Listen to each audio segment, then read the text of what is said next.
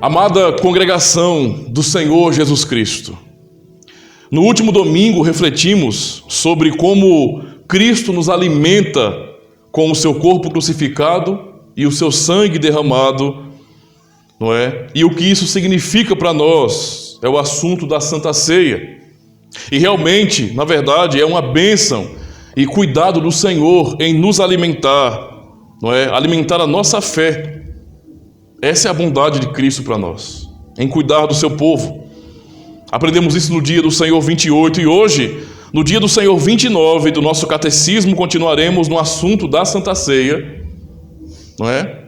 Continuaremos aprendendo sobre este assunto tão rico, que é tão caro e tão importante para nós, e na verdade um assunto que é historicamente até mesmo polêmico, ao pensar na presença de Cristo na ceia e em como Ele nos abençoa, em como Ele nos alimenta. É claro que o nosso tema não estará ligado diretamente ao debate, mas muito mais em aplicações pastorais, o que tem a ver com a nossa própria vida. Mas, não é, já na introdução eu quero fazer um breve resumo das posições históricas, não é, que encontramos sobre a presença de Cristo na ceia, sobre a Santa Ceia, porque nós precisamos ser zelosos pela palavra de Deus. Nós podemos lembrar, irmãos, que há um mês tivemos a nossa conferência Sertão Reformado, onde os palestrantes, não é, cooperaram com mais conhecimento e reflexão sobre a presença de Cristo na ceia. E ontem, pela graça de Deus, pudemos concluir este grande evento que realizamos, não é, aprendendo mais sobre o Santo Batismo. Mas lembrando dessa ocasião, onde nós aprendemos, não é, dos irmãos também, sobre a Santa Ceia, não é, sobre aquilo que é crido pelos católicos romanos, como também pelos luteranos e também pelos evangélicos no sentido geral. E vamos apenas relembrar algumas posições. A primeira delas é a posição da Igreja de Roma, conhecida como transubstanciação ou a transformação da substância. Nesta posição, os romanistas defendem que os elementos da ceia, isto é, pão e vinho, transformam-se no próprio corpo ou na carne de Cristo e no sangue de Cristo. Esta posição, irmãos, histórica, não é bíblica, não é fiel às Escrituras, mas, na verdade, fruto de imaginação e até mesmo teimosia por muitos daqueles cristãos, pois nem mesmo os padres antigos ensinavam, defendiam esse posicionamento. Na missa, então, o que acontece, infelizmente, é um ato de idolatria, pois adoram Cristo no pão, ou adoram o pão como sendo o próprio corpo de Cristo. Isso é idolatria. A segunda posição histórica, bem conhecida, é a posição de Martinho Lutero, um grande reformador do século XVI, que é conhecida como consubstanciação.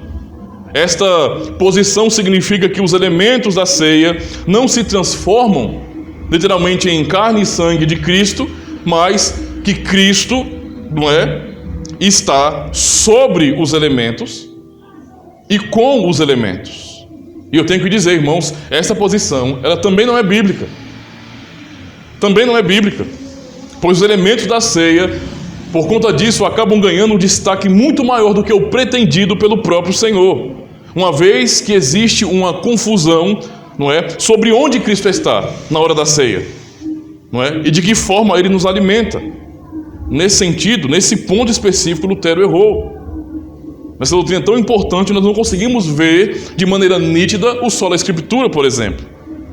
A terceira posição é radicalmente oposta a esta.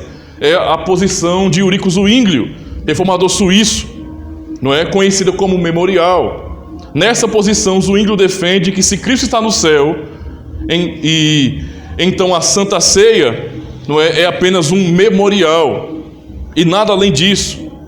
E eu tenho que dizer também aos irmãos que essa posição não é fiel às Escrituras, ela também está incompleta nesse sentido, e essa é a posição que a maioria dos evangélicos acabam crendo, acabam confessando, que a Santa Ceia é simplesmente um memorial e não tem nada além disso. Nesse ponto também, nós não conseguimos enxergar claramente, não é, o sola Escritura.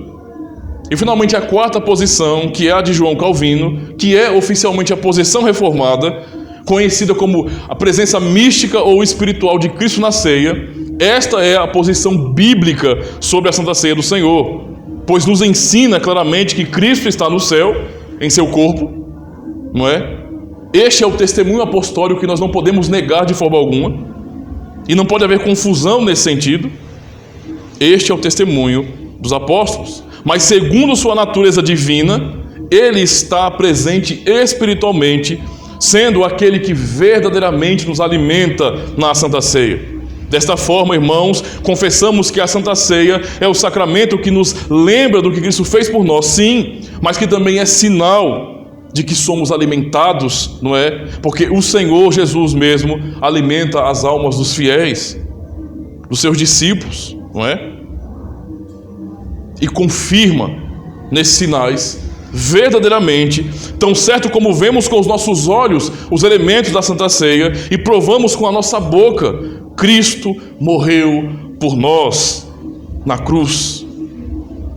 Essa posição, então, é a mais equilibrada, é a mais fiel à Escritura Sagrada. Podemos ver claramente o princípio do sola Escritura aqui, muito bem aplicado, muito bem ensinado.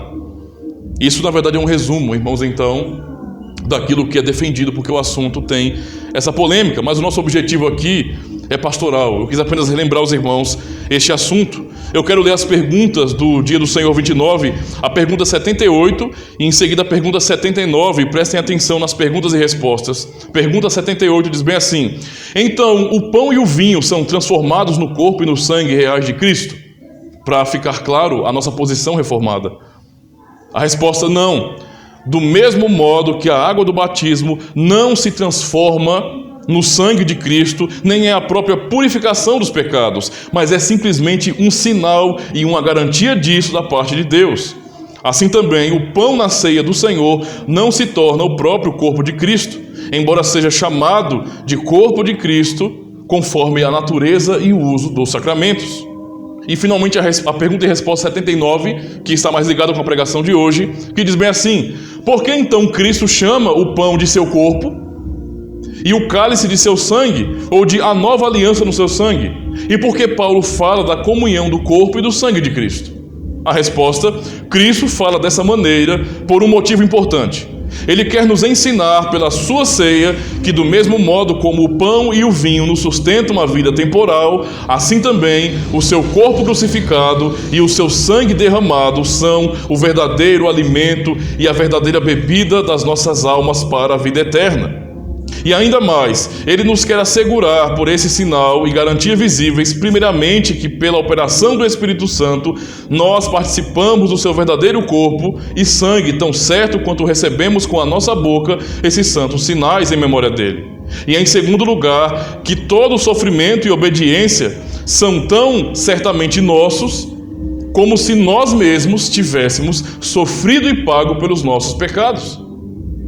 Eu quero, nesse sentido, então, destacar essa última parte da resposta à pergunta 79, que fala: e ainda mais, ele nos quer assegurar por esse sinal e garantia visíveis, primeiramente, que pela operação do Espírito Santo, nós participamos do seu verdadeiro corpo, tão certo quanto recebemos com a nossa boca esses sinais, esses santos sinais em memória dele. E em segundo lugar, que todo o sofrimento e obediência, o seu sofrimento e obediência, são tão certamente nossos como se nós mesmos tivéssemos sofrido e pago pelos nossos pecados.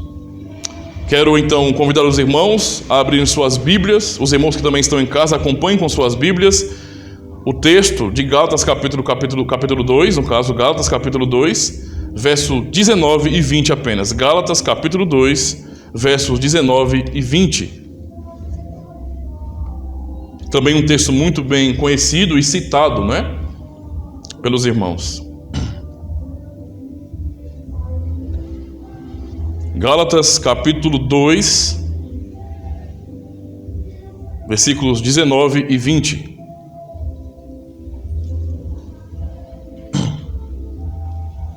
Amém? Diz bem assim a palavra do Senhor: porque eu, mediante a própria lei, morri para a lei, a fim de viver para Deus.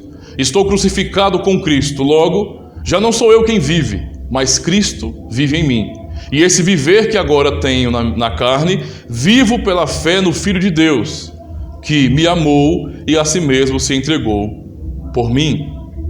Nós iremos então refletir, irmãos, sobre a morte de Cristo, olhando para a Santa Ceia. Eu vos proclamo o Santo Evangelho sobre o seguinte tema: a nossa morte na morte de Cristo, testemunhada na Santa Ceia. A nossa morte na morte de Cristo, testemunhada na Santa Ceia. Vamos orar então para o ensino da ceia, acerca da morte de Cristo e da nossa própria morte nele.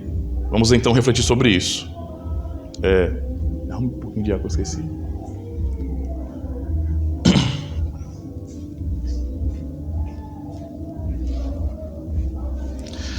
A primeira parte do sermão, para refletirmos bem sobre esse assunto, não é? Compreendendo o texto de Gálatas e aplicando a realidade da ceia, primeiro é lembrar, não é, da situação dos Gálatas aqui. Os irmãos sabem muito bem que, obrigado meu irmão, que nessa carta o apóstolo Paulo, ele exorta de maneira dura os cristãos da Galácia, porque eles realmente estavam se desviando do evangelho, voltando, retornando a práticas antigas, não é? Por exemplo, se adequando mais uma vez e buscando o aspecto cerimonial da lei, como por exemplo a circuncisão, não é?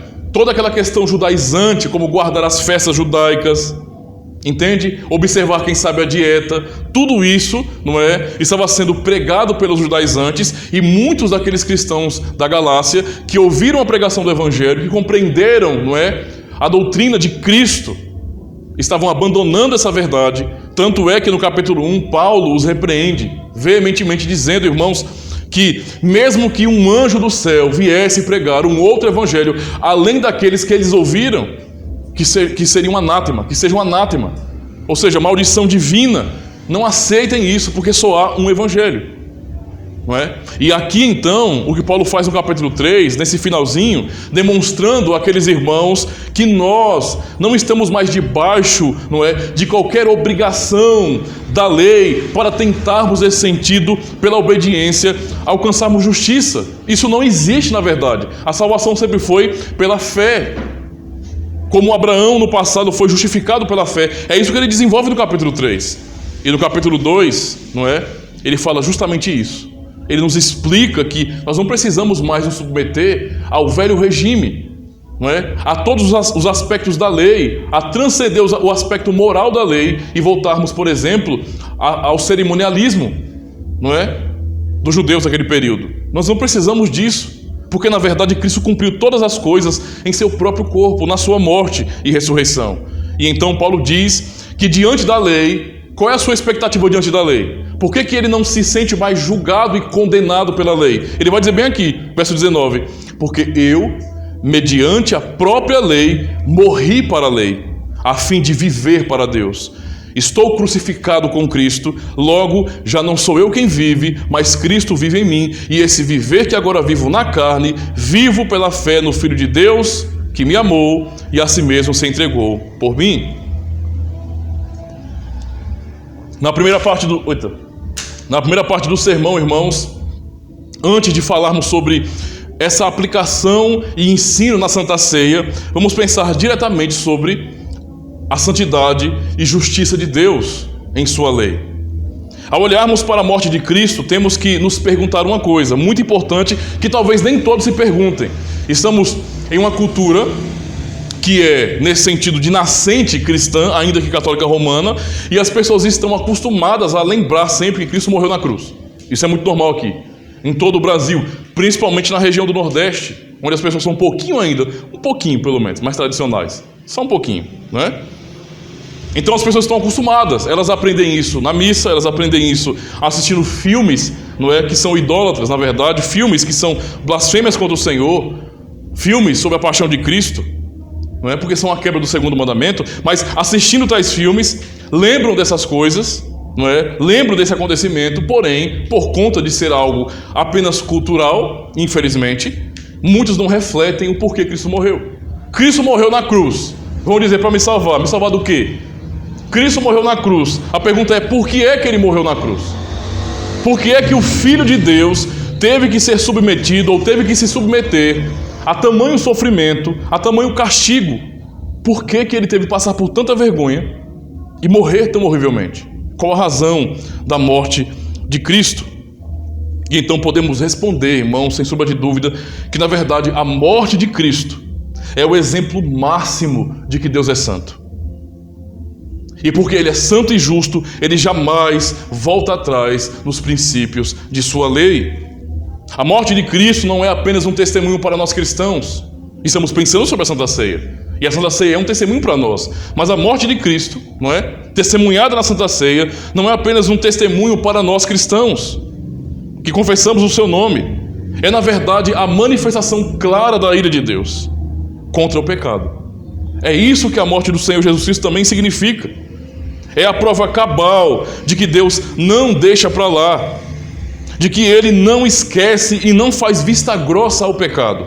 É isso que está sendo demonstrado ali na cruz, quando as pessoas contemplaram Jesus Cristo sendo crucificado e humilhado diante dos homens, sendo erguido, como Gálatas 3 ensina muito bem, citando, não é, a lei, dizendo que maldito todo aquele que for pendurado no madeiro. Quando Cristo então sofre essa vergonha, quando Ele então padece ali na cruz, está sendo demonstrado para o mundo a pesada ira de Deus.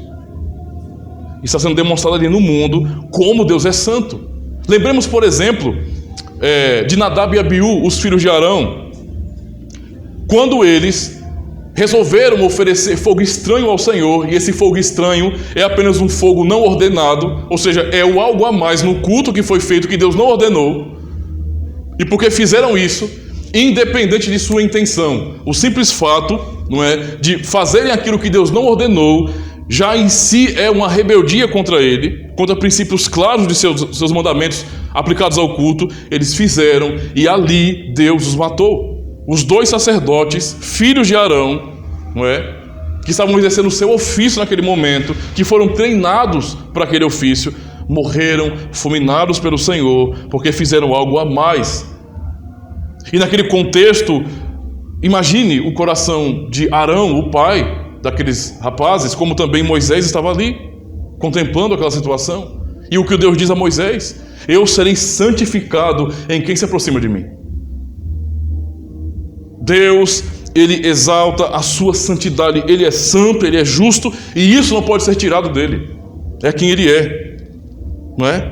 Eu estou começando por essa parte falando sobre a santidade e justiça de Deus, irmãos, porque nós não podemos pensar somente nas aplicações da morte de Cristo para nós. A morte de Cristo na cruz tem implicações terríveis para o mundo. Nós que podemos olhar para o banquete, para a mesa do Senhor, e então percebermos a graça de Deus ali, nos chamando, também precisamos olhar para tudo isso e reconhecer que há uma mensagem terrível para o mundo. A morte de Cristo tem implicações terríveis para o mundo.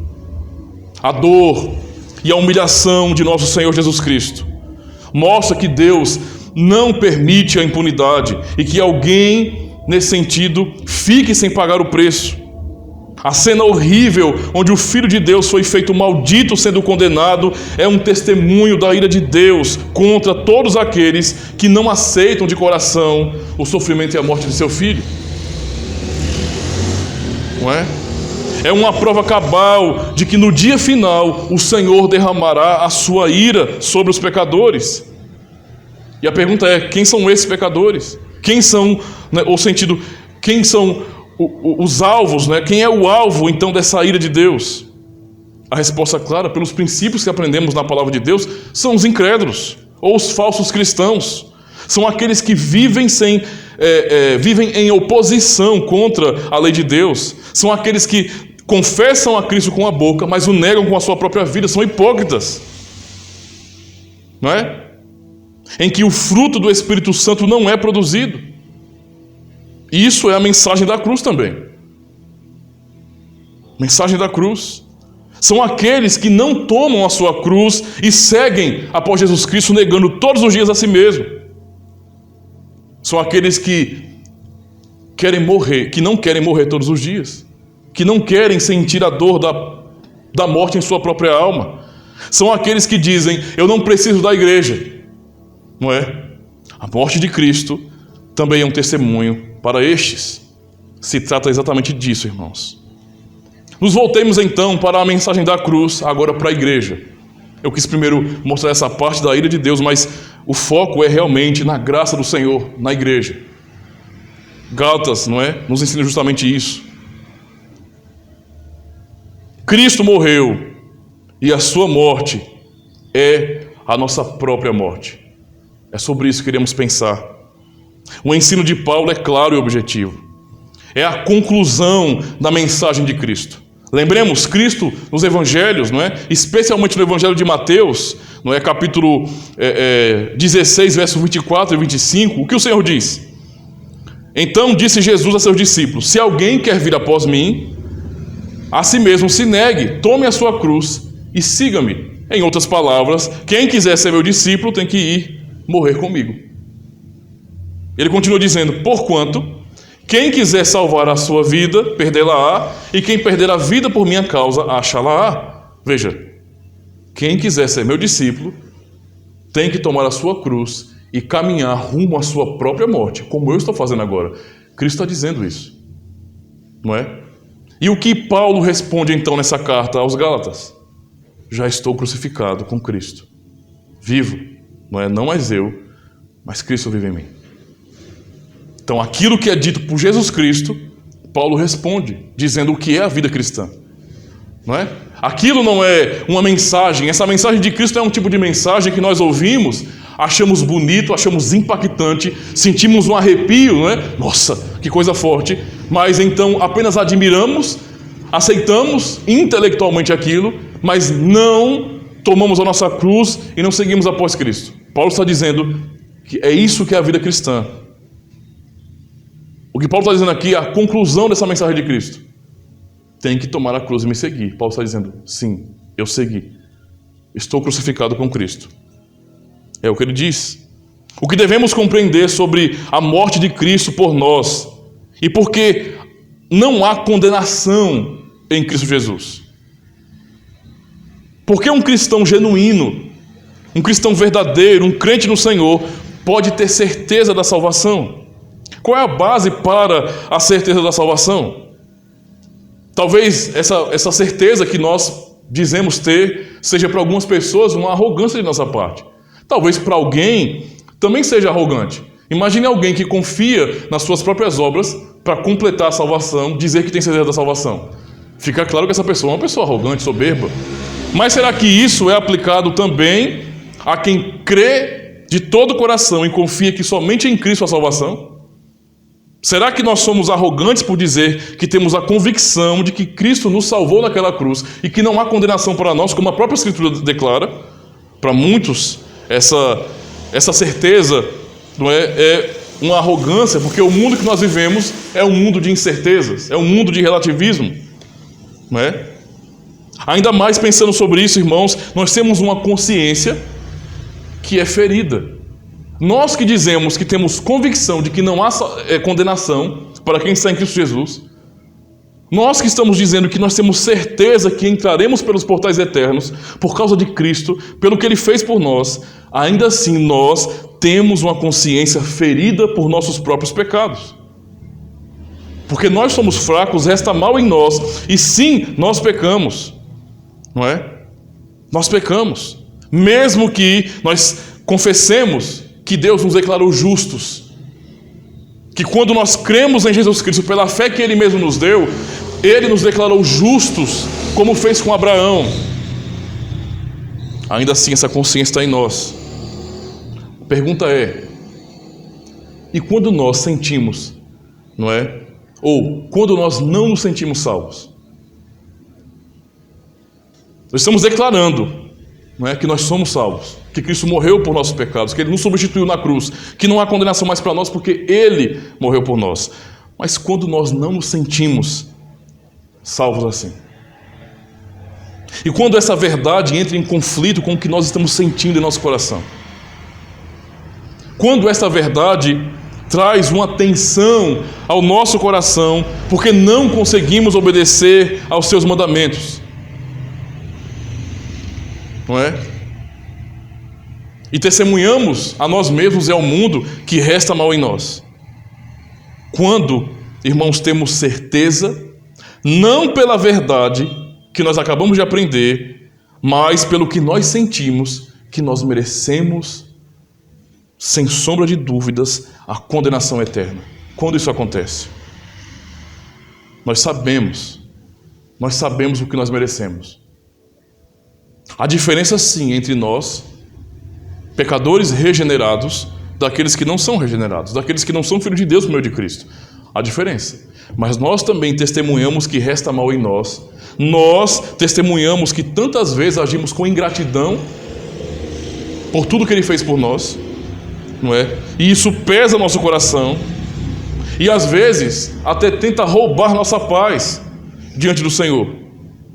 E chegamos à conclusão: ora, eu estou me esforçando para obedecer os mandamentos do Senhor e eu percebo que eu não consigo. Olha, eu acerto em um momento, em um mandamento, em outro mandamento, mas se eu tropeçar em um, eu estou perdido, eu não tenho como fazer nada, eu não sou forte o suficiente para conseguir obedecer.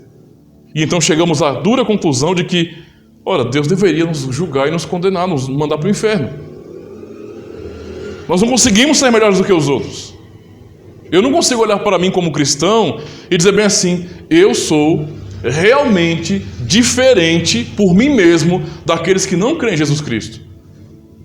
Eu garanto a vocês, como cristão, que a minha vida é limpa. Limpa por quê? Porque eu procuro manter o testemunho absolutamente fiel e cumpro a lei de Deus. Infelizmente, irmãos, isso é impossível de dizer. Podemos então admitir diante da lei do Senhor que sim, nós deveríamos, nós merecemos, na verdade, ser condenados. Poderemos perguntar: ora, não estamos aprendendo que Deus é justo, que Deus é santo? Ele não matou o seu filho para demonstrar essa verdade também? Como então nós, que somos pecadores, que somos culpados diante dele por nossos pecados, não vamos ter a convicção de que seremos condenados também? Ele não deveria nos condenar? Não é?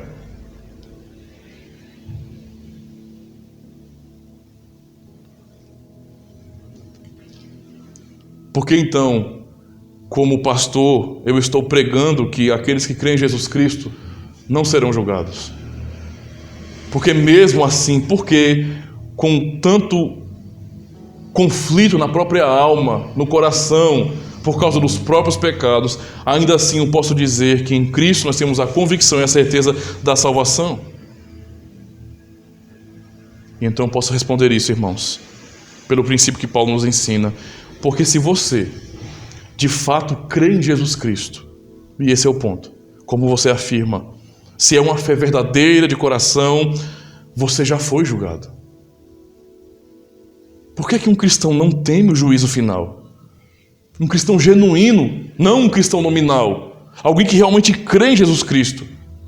Por que não teme o juízo final? Por que pensar em Cristo irado, derramando o furor da sua ira no mundo pecador, não deve apavorar um cristão? Porque a verdade é que se nós cremos em Cristo, nós já fomos julgados. A pesada ira de Deus já foi derramada sobre nós em Jesus Cristo.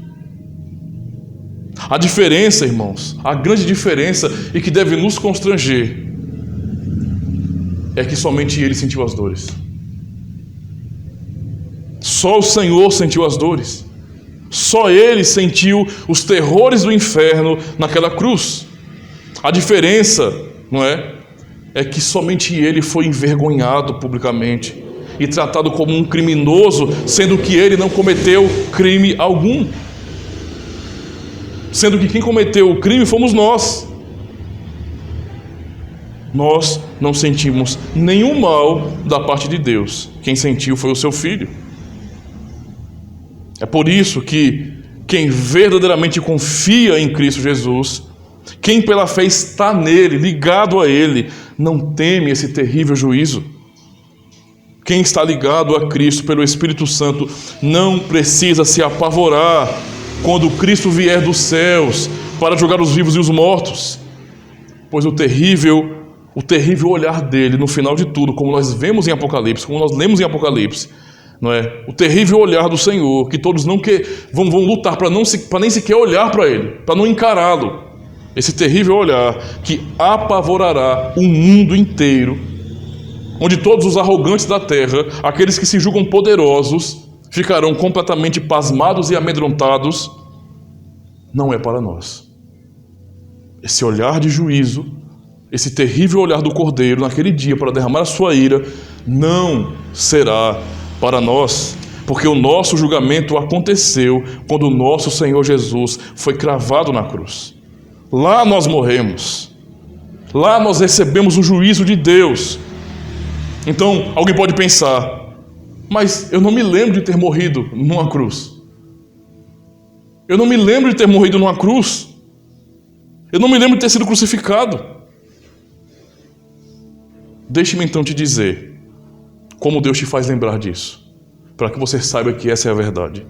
Todas as vezes que nos reunimos para celebrar a Santa Ceia, a ceia do Senhor, não é? O próprio Senhor nos lembra deste fato.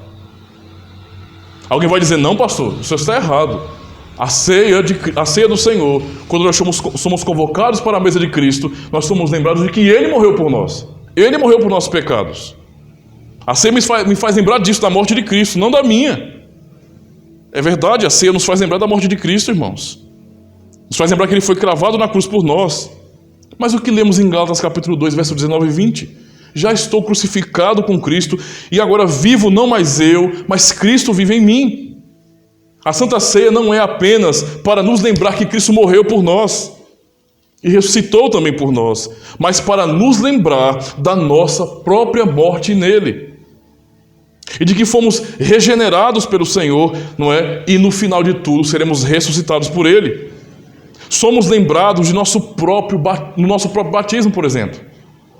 Por exemplo, nós vemos em Romanos capítulo 6, verso 4 a 8, bem assim: fomos, pois, sepultados com Ele na morte, não é? Pelo batismo, ou simbolizado no batismo, para que, como Cristo foi ressuscitado dentre os mortos pela glória do Pai, assim também andemos nós em novidade de vida. Porque se fomos unidos com Ele na semelhança da sua morte, certamente o seremos também na semelhança da sua ressurreição, sabendo isto, que foi crucificado com Ele o nosso velho homem.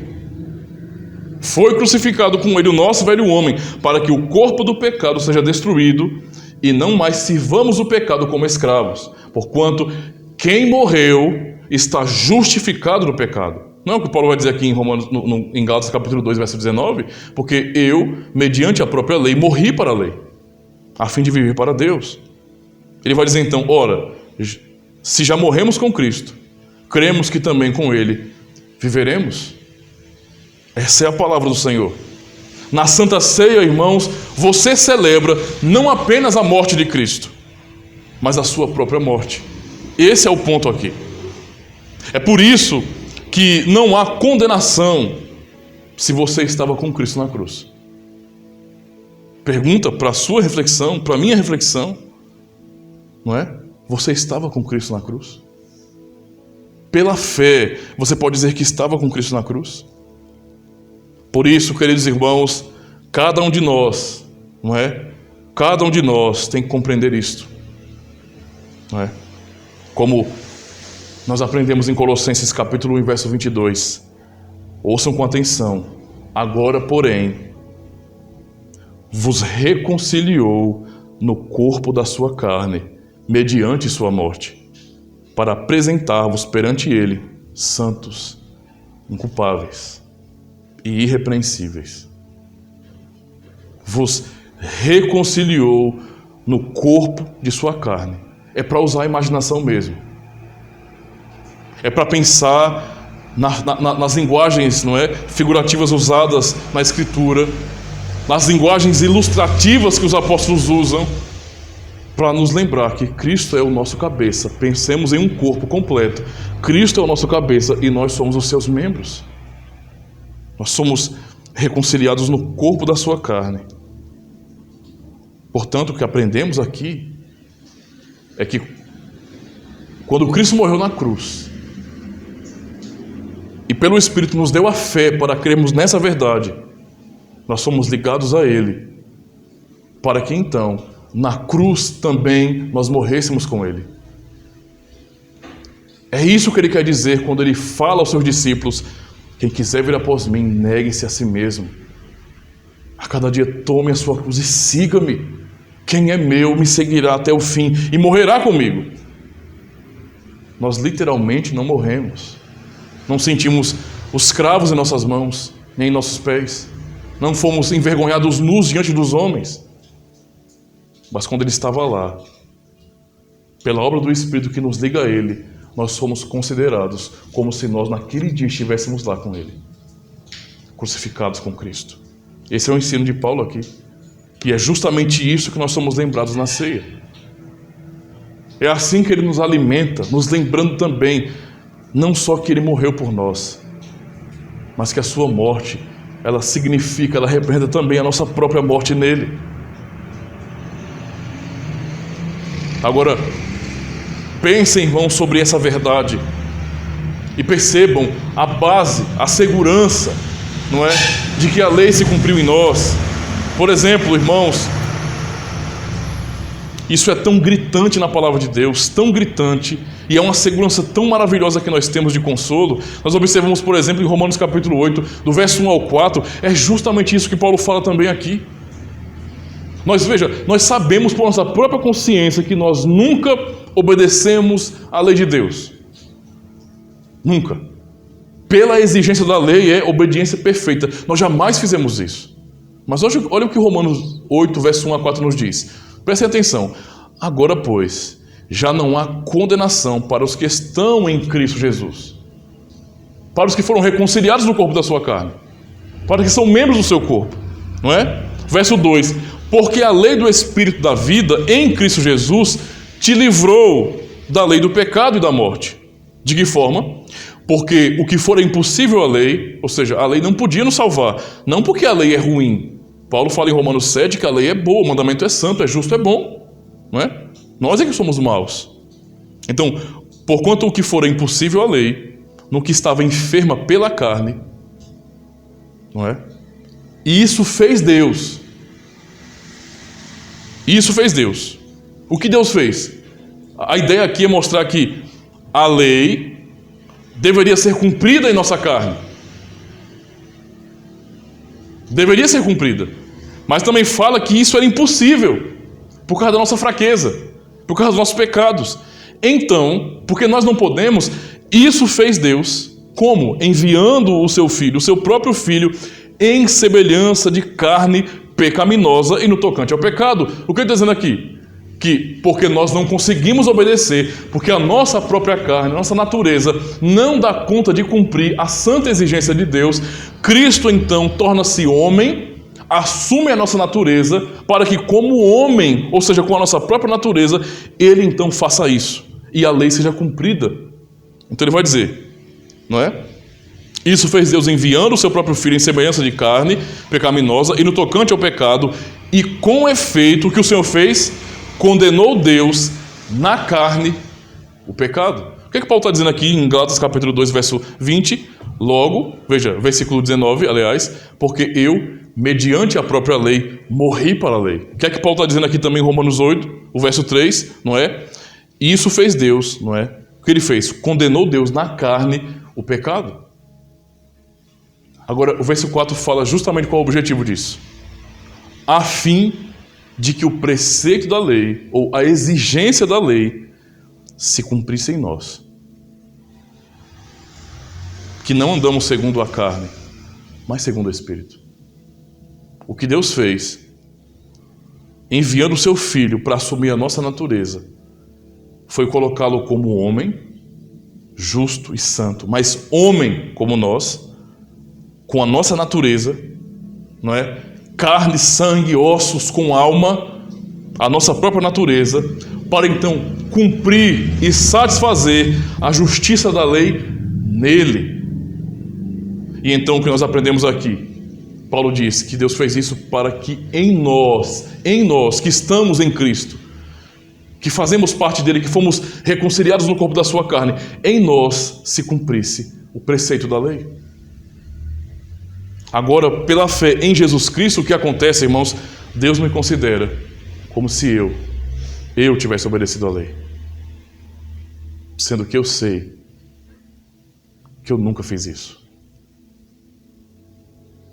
Deus me considera como se eu tivesse morrido lá na cruz, sendo que eu jamais fiz isso. E agora, porque eu sou considerado como quem morreu juntamente com Cristo, para mim não há mais condenação. Como Deus faz uma coisa dessas? Matando o seu próprio filho, cumprindo essa lei no seu próprio filho e aplicando por sua graça todo o benefício alcançado por ele, todas as bênçãos que ele alcançou ali, com sua humilhação, com sua vergonha e com seu sofrimento e morte, e aplicando em nós. O Salvador Jesus, então, morreu, nós pela fé morremos nele, como é ensinado em Romanos capítulo 6 também, e esse Salvador reviveu, ressuscitou, e do céu ele aplica essa verdade. Quando Deus olha para nós, e é por isso que não há condenação para quem crê em Jesus Cristo, porque quando Deus olha para nós, Ele olha para o seu Filho, Ele nos vê em Jesus Cristo, Ele nos vê em seu Filho, tal como um dia nós fomos vistos em Adão como mortos, como afastados de Deus, como rebeldes pecadores. Agora, pela graça de Deus, nós somos vistos em Cristo. Em Cristo. Essa é a grande bênção que nos dá segurança de salvação, irmãos. Esse é o nosso grande alívio diante de Deus. É justamente por isso que um cristão, ele não tem que se apavorar quando ele percebe o mundo se preparando para o fim. Tanto o mundo se preparando para o fim, como também o nosso próprio fim pessoal, o dia de nossa morte, estiver chegando, não precisamos nos desesperar. Porque quem nos aguarda no final, quem nós veremos no final, quando abrimos nossos olhos, assim que fecharmos nossos olhos aqui deste mundo, não estaremos em tormento, mas veremos o nosso Senhor. Porque a lei de Deus não me condena mais. Se eu estou ligado a Cristo, a sua lei não me condena mais. E é justamente porque a sua lei não me condena mais, porque eu estou nele pela fé, é que eu posso olhar para a lei sem ter pavor de condenação. É por causa disso. É por conta da minha ligação pelo Espírito Santo em Cristo, da ligação da igreja, do povo de Deus, do corpo de Cristo. É por causa disso que aquele que crê no Senhor, ele não precisa tentar subir até o Monte Santo do Senhor pelo Sinai. Ele não precisa tentar vencer a lei, cumprir a lei. Ele não precisa. O que ele tem que fazer é tomar a sua cruz e ir até Cristo. E estando em Cristo, crucificado com Cristo, a lei se cumpriu nele. E agora, com a lei cumprida nesse crente, nesse servo de Deus, ele pode subir livremente à presença de Deus. É por isso que nós adoramos a Deus. A razão do culto cristão é justamente essa. Não faria sentido o culto. Isso aqui seria um teatro, uma brincadeira. Estaremos falando com o vento, falando ao vento, se Cristo não tivesse, por meio da sua morte, nos incluído em sua morte pelo Espírito Santo. Nós não poderíamos subir. Nós teríamos que tentar pela obediência à lei e todas as vezes seríamos derrubados. Porque não é possível, por nossa fraqueza, por nossa enfermidade, mas agora porque Cristo fez isso, ressuscitou, enviou o seu Espírito Santo para nos ligar a Ele, para nos reconciliar no corpo da sua carne, nós podemos subir ao Monte Santo do Senhor. É por isso que podemos cultuar a Deus, sabendo que, mesmo sendo pecadores, com a consciência que pesa por causa dos nossos pecados, a adoração que nós prestamos em comunhão, a adoração pública ao Senhor, nesse santo dia, Ele recebe e Ele é honrado por isso.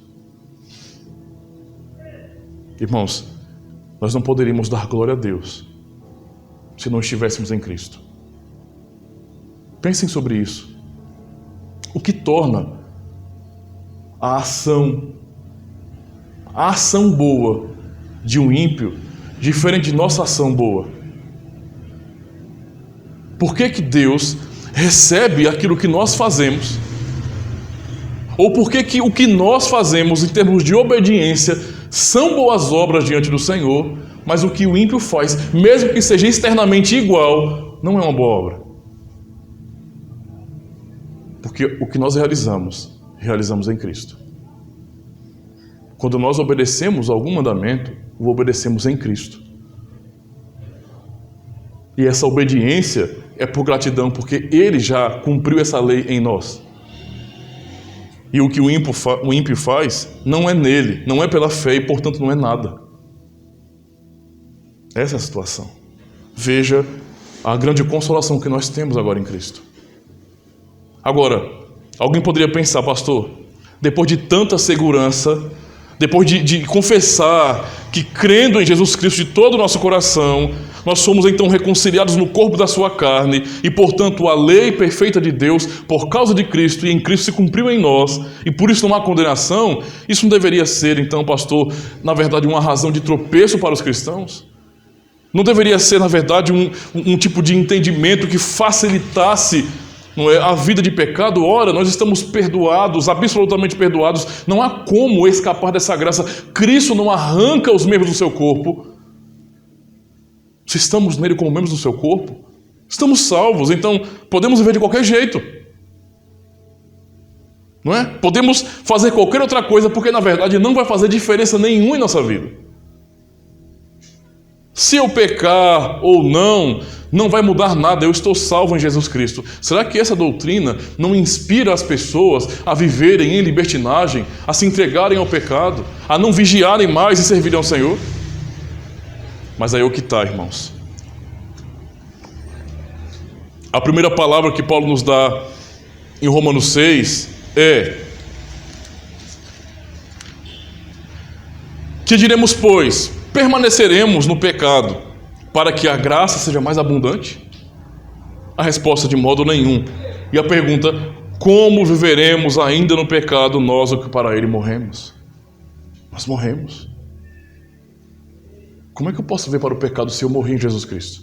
Se o meu velho homem foi crucificado com ele? Por isso que Paulo está dizendo aqui em Gálatas capítulo 2, no verso 20, não é? O que ele diz? 19 e 20. Porque eu, mediante a própria lei, morri para a lei, a fim de viver para Deus. Estou crucificado com Cristo. Logo, já não sou eu quem vive. Se entregar ao pecado, como é que alguém que se entrega ao pecado, se for querer usar como muleta essa doutrina, pode dizer que Cristo é quem vive nessa pessoa? Será que Cristo está fazendo essa maldade no mundo? Será que é Cristo quem está sendo manifesto quando as pessoas vivem, não é, de maneira leviana? Paulo está dizendo: estou crucificado com Cristo. Logo, já não sou eu quem vive, mas Cristo vive em mim. E então vem a consequência disso. Ele fala, não é? E esse viver, que agora vivo na carne, que eu tenho na carne, vivo pela fé no Filho de Deus, que me amou e a si mesmo se entregou por mim. Se eu morri com Cristo na cruz, se realmente pela fé eu estava com Ele crucificado, a minha vida de entrega, de escravidão ao pecado, se acabou ali. Se acabou ali. Eu não posso viver como antes e dizer que eu estava com Cristo. Isso não tem o menor sentido. Então aprendemos nessa terceira parte, partindo para a conclusão, que precisamos então assumir a nossa morte para viver a nova vida. A única maneira de realmente procurarmos viver a nova vida em Jesus Cristo, essa vida nova nele, é se nós assumirmos a nossa própria morte. Eu não tenho apenas que saber disso, eu tenho que crer nessa verdade. E a minha fé nessa verdade não pode ser apenas a minha confissão com a boca. Tem que ser do coração, de tal maneira que eu realmente assuma isso e lute contra o pecado. Esta é a verdade sobre a morte de Cristo. Toda vez que nos reunimos para ceiar, irmãos, toda vez que somos chamados para a mesa do Senhor, quando a ceia é administrada e distribuída entre os irmãos, nós somos lembrados que Cristo morreu e que eu estava com Ele naquela cruz. E, portanto, eu preciso assumir essa morte para a minha própria vida. Me alimentar dessa verdade. Precisamos, então, assumir essa morte, precisamos olhar para trás, olhar para a cruz. Quando lermos o Evangelho e quando olharmos para a cruz, assumimos que nós estamos lá. Essa é a vida de um cristão. Alguém pode dizer bem assim: por que vocês não fazem nada, hein? Rapaz, vocês são tão jovens, não é? Tão jovens. Vamos aproveitar. Para que fidelidade? Para que casar agora? Vocês estão tão jovens. Vamos aproveitar a vida, né? Vamos para os shows da vida. Vamos beber até cair. Vamos para as baladas. Há tantas mulheres, há tantos jovens, há tantos homens para que vocês aproveitem e vocês ficam aí na igreja. Vocês parecem que estão mortos, não fazem nada. Qual é a nossa resposta? A resposta do jovem cristão é justamente essa. É disso que se trata. É isso mesmo, eu estou morto. Esse aqui é o ponto. Eu não vou mais viver assim. Eu não vou mais me entregar ao pecado dessa forma, porque de fato eu morri. Essa sua confissão de que eu pareço morto é a verdade. Porque o Evangelho me ensina justamente isso. Que eu estou crucificado com Cristo. Logo, vivo não mais eu, mas Cristo vive em mim. É assim, irmãos. Não é? É justamente assim. Basta lembrar que essa nova vida que Cristo, pelo Espírito, gera em nós, ela só pode realmente ser vivida hoje, aqui e agora, quando nós assumimos a nossa própria morte nele. Toda vez que eu estiver diante das tentações, dos convites do mundo, dos manjares ofertados a mim, daquilo que eu sei que desagrada a Deus, eu sei que às vezes, em dado momento, eu já caí, muitas vezes e vou cair ainda, eu sei que eu sou falho, mas toda vez que isso vier à tona, eu preciso lembrar, como a ceia me faz lembrar, como o batismo me faz lembrar, que eu pertenço a Cristo. E na ceia, o que eu aprendo é que eu fui crucificado com Ele. Que eu estou com Ele na cruz pela fé. Eu estava lá com Ele na cruz pela fé.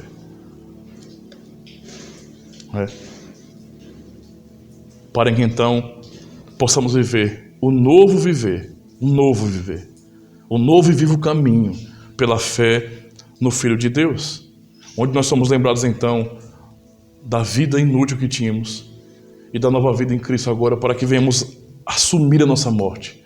Por exemplo, em Efésios capítulo 2, verso 1 a 3, nós lemos: Ele vos deu vida, estando vós mortos em vossos delitos e pecados, nos quais andastes outrora, segundo o curso do mundo.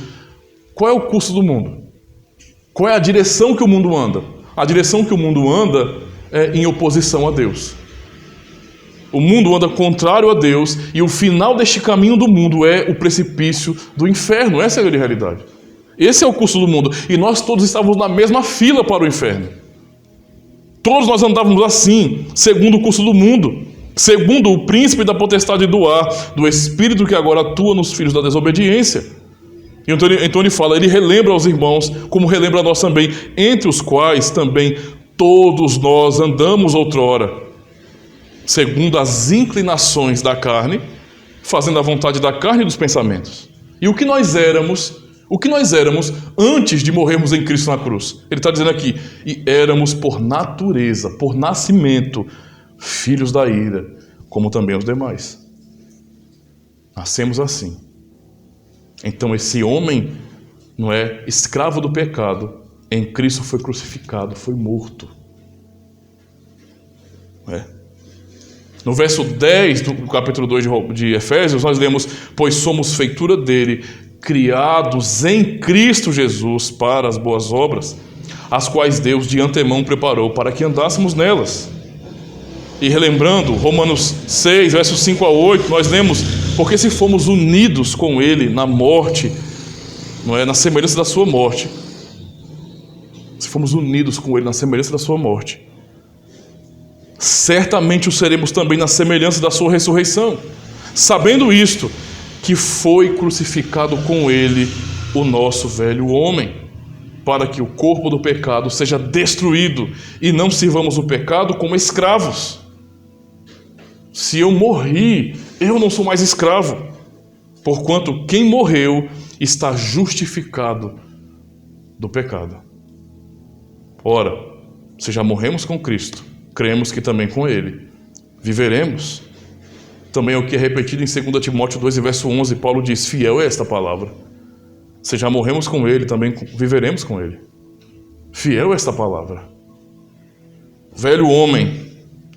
O velho homem, irmãos, é filho da ira. O velho homem é culpado. O velho homem está debaixo de condenação. Mas o novo homem criado segundo Deus é justificado dos pecados. Efésios capítulo 4, verso 24 nos diz justamente isso. E ele fala: e vos revistais do novo homem, que segundo Deus é criado em verdadeira justiça e santidade. Por isso eu digo aos irmãos, o velho homem é filho da ira, é culpado, está debaixo de condenação, anda no curso do mundo, mas o novo homem criado segundo Deus, não é, em Cristo, é justificado de todos os pecados. Essa é a verdade. Para então vivermos a nova vida em Cristo, nós temos que assumir a nossa própria morte nele. Precisamos então olhar sempre, cada vez mais, para a cruz. Esta é a única maneira, essa é a consciência que nós temos pela palavra de Deus, é a única maneira que nós temos para lutar contra o pecado. Se nós não nos considerarmos mortos para Cristo, se não trilharmos esse caminho todos os dias, se não admitirmos que há uma cruz preparada para nós todos os dias, onde nessa cruz, ao final desse caminho, sempre temos que cravar a nossa própria vida ali, se não assumimos a nossa morte nele, não é? Como nós lutaremos contra o pecado? Como nós seremos gratos a Deus? Como viveremos o novo viver cristão? Como andar pelo novo e vivo caminho, se nós não morremos primeiro? O novo e vivo caminho, Cristo consagrou pelo véu que é a sua própria carne. Ele sangrou para isso. Como andar por esse caminho que Cristo preparou para nós, se não pela morte? Primeiro nós passamos pela cruz. A cruz é justamente aonde nós devemos estar, para podermos subir à presença de Deus, para vivermos o novo e vivo caminho e andarmos nele. Não é? Essa é a verdade que aprendemos em Cristo. Eu quero concluir então, dizendo aos irmãos, que o santo evangelho que nós pregamos, pelo qual somos salvos, o santo evangelho que é poder de Deus para a salvação de todo aquele que crê, esse santo evangelho, ele tem duas mensagens para o mundo, duas mensagens para os homens, não é? Tanto para a igreja quanto para os incrédulos. Para o mundo, Cristo crucificado é sinal de condenação. É uma lembrança de que Deus um dia julgará todos os que se afastam pelo escândalo da cruz. Cristo crucificado é uma prova de que um dia aqueles que se afastam do Senhor e de sua igreja pagarão para sempre por seus pecados. Mas esse mesmo evangelho para a igreja do Senhor, para aqueles que creem, é um sinal e uma lembrança de que o nosso pecado foi condenado em Cristo Jesus. É uma lembrança de que quando ele foi cravado na cruz, pela fé, nós também o fomos. E que precisamos então aprender a celebrar a nossa própria morte para vivermos a nova vida. Toda vez que fomos chamados à mesa do Senhor, lembremos disso.